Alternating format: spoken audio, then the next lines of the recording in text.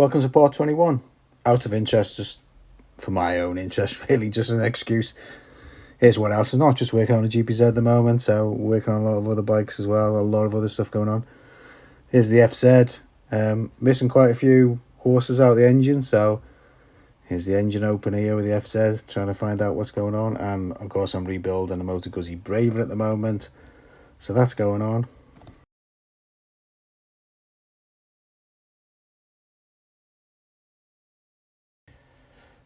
Back to the FZ, if you remember rightly, I wanted to correct the angle of the headlamp. So I took the headlamp out, but of course it's rubber mounted. So I think if we just open these holes out, it's just going to make the headlamp loose. So that is not going to happen.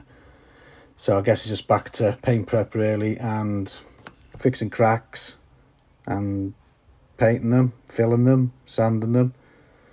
Hopefully the front fairing now is done. It's looking pretty good. I'm really happy with how all the cracks are done. And it's had a good coat of primer now, so hopefully that's the front fairing done. So we are slowly getting there with the paint prep.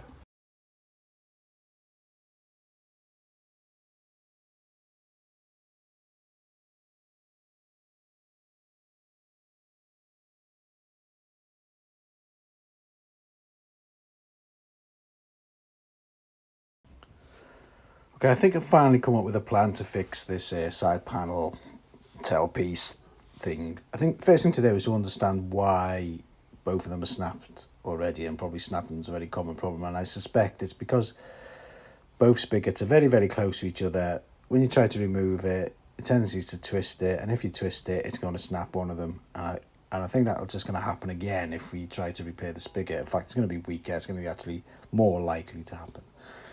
So I think looking at it and messing around with it, and I've had a bit of time and taking it on and off and leaving it and looking at it and doing it, is that it's very secure. I can see that it's actually held in 3 places, including a bolt. One of them is a bolt, so I don't think it's going anywhere really. So I think all we need to do is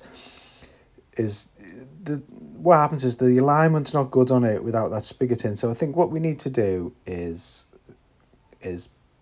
put a self-tapper in. So if I put a self-tapper in there, I can then adjust that self-tapper as a spacer and use it as a spacer, and I can just space it out until I've got that panel nice and flush, and that should, hopefully that's enough. So let's have a look at that. We'll give that a go and just see how it works out. I've got nothing to lose really. If it doesn't work, I can soon fill in the hole, or I can just leave the hole. It's not going to be visible anyway, so let's give it a go and let's see what happens.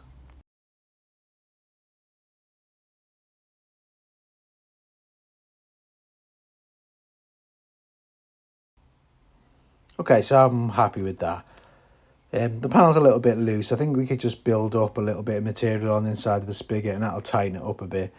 I might try that at some point, but basically I'm happy with that now. So I think we'll just leave it there, and we'll press on with the paint preparation.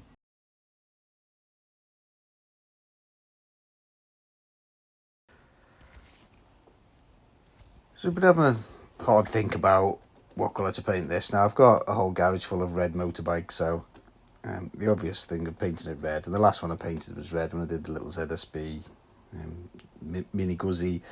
I painted that red, so I just fancy difference. I painted the one before that black, so I think it's probably time to paint one white. I think white really suits the GPZ, being a little light sports bike. I think white really goes well, so I think this is what I'm sort of going at. So it's sort of a slight corruption of a standard colour, but trying to keep it as standard as possible. I think this is what we'll go for. Of course, the frame on ours is black, the wheels are silver, and we'll have a stainless exhaust, but it's pretty much going to look like that, I think. So trying to find a nice white is going to be quite difficult. I don't want it too flat. I want something with a bit of pale in there, but that's going to be difficult when you paint with cellulose. So anyway, that's what we're looking at. So I think we'll leave it there. Onward and upward.